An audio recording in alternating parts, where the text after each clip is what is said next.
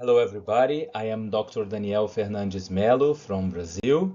And first of all, I want to thank to the international team of L'Oréal Vichy for the kind invitation to cover the American Academy of Dermatology Congress in New Orleans 2023. The focus of the Congress was definitely alopecia areata.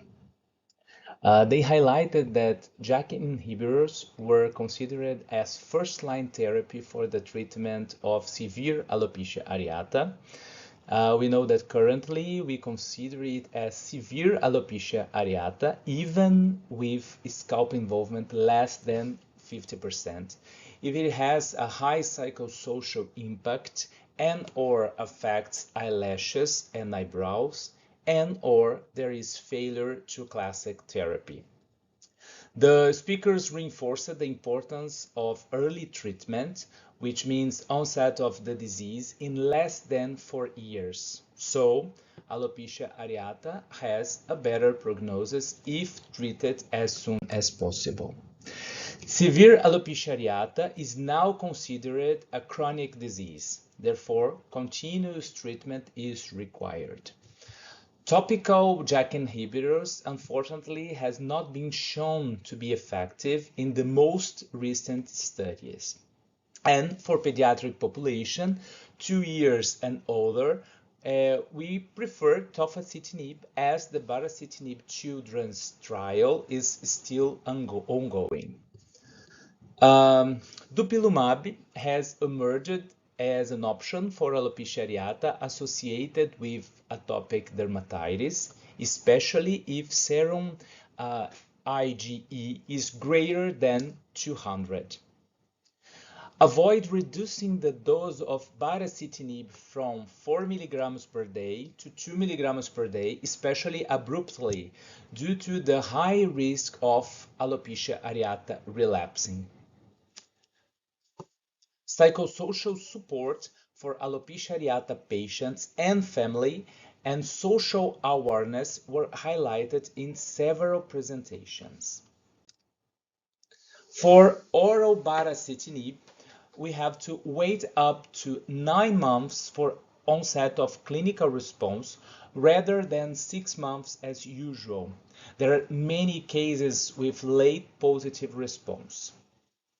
Low-dose oral minoxidil appears to potentiate JAK inhibitors in severe alopecia areata, and women with severe alopecia areata do not typically complain of hypertrichosis caused by low-dose oral minoxidil.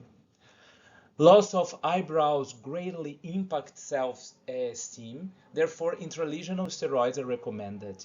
A new cannula technique was shown and demonstrated a reduction in pain, atrophy, as well as more homogeneous hair regrowth. Moving to androgenetic alopecia, the speakers observed the increasing number of cases in adolescents and children from 6 years of age.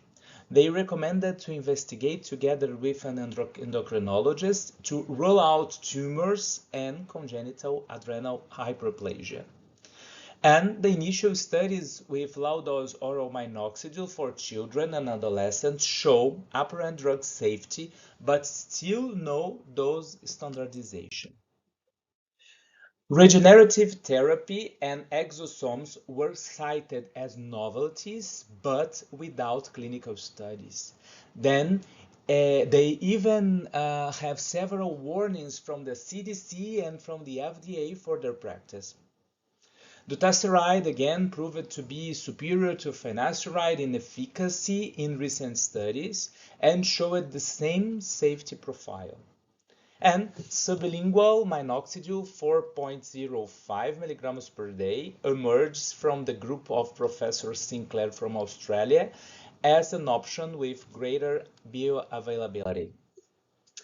Moving to procedures, we have some sessions about this topic.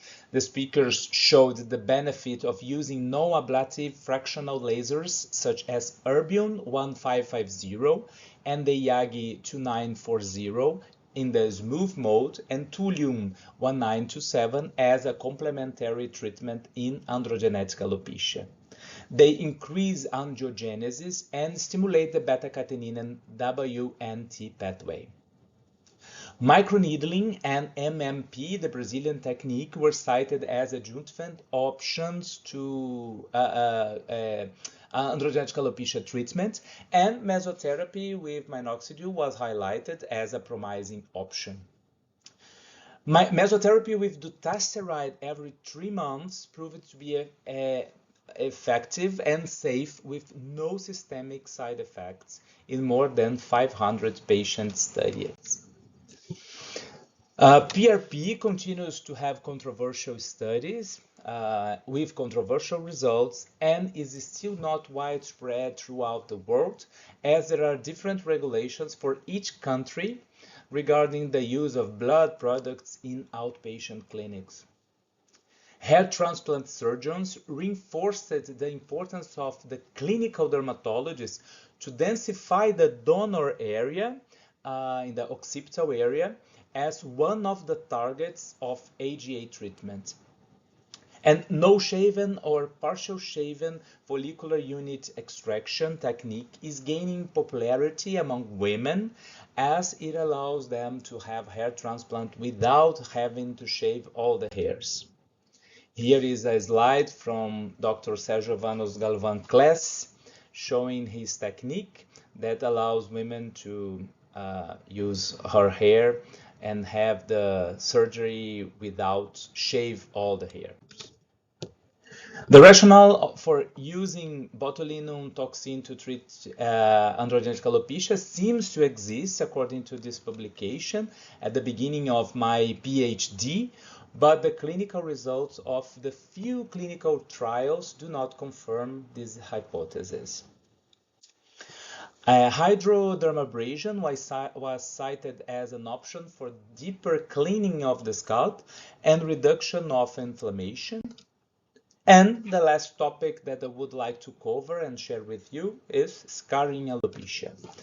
The LLLT, the low-level laser therapy, is an alternative option to reduce inflammation and densify the area around scars. The speakers encouraged its use in cicatricial alopecia and not only in androgenetic alopecia as usual. Low-dose oral naltrexone up to 5 milligrams per day has been reported to control trichodynia in lichen planopilaris. It's a good option. And N-acetylcysteine at a dose of 1,200 milligrams per day may reduce itching, scaling, and erythema. I presented low-dose oral isotretinoin for dissecting cellulitis with a clinical response greater than 90% and reinforced in the presentation attention to female and pediatric cases of the disease. Relationship between CCCA and hypovitaminosis D has been reported by an expert. And speakers also recommended routinely looking for environment triggers for allergies in the frontofibrosing alopecia patients through patch testing. The finding of pili torti in cicatricial alopecia is related to disease activity and seems to be a good site for trichoscopy-guided biopsy.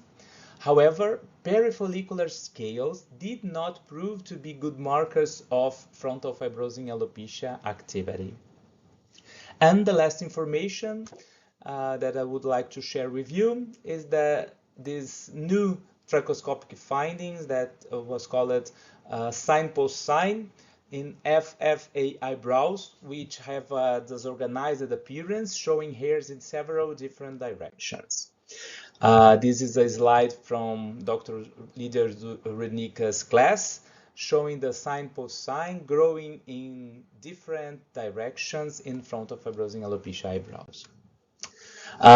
These are our happy memories from the Congress with friends and colleagues from all parts of the world. And I would like to thank you again, this beautiful team of L'Oréal Vichy, and I'm very proud to be part of it. Merci, thank you, obrigado. This is my email, and see you later.